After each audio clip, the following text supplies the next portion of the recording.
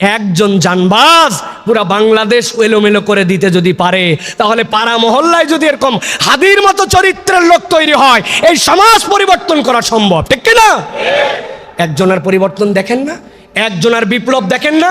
32 বছরের একটা বাচ্চা ছেলে, 1.5 বছর আগে যাকে কেউ চিনত না, তার কথার পাওয়ার, সত্যের উপরে থাকার অবিচলতা, একনিষ্ঠতা, ইসলাম প্রিয়তা, কোরআন প্রিয়তা, ঈমান প্রিয়তা এমন জায়গায় নিয়ে গেছে, এই বাংলাদেশ যতদিন থাকবে ইনশাআল্লাহ এই ছেলের নাম ততদিন থাকবে, ঠিক কিনা?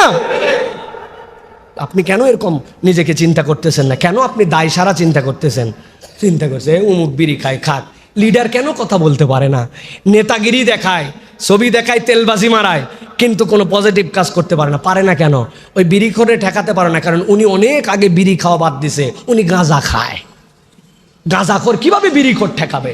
ও নিজে শেল্টার দেয়, গাঁজার শেল্টার দেয়, মাদকতার শেল্টার দেয়, নানান জায়গার থেকে বখরা খায়। ও কেমনে সত্য কথা বলবে? সত্য বলার জন্য সাহস থাকা লাগবে।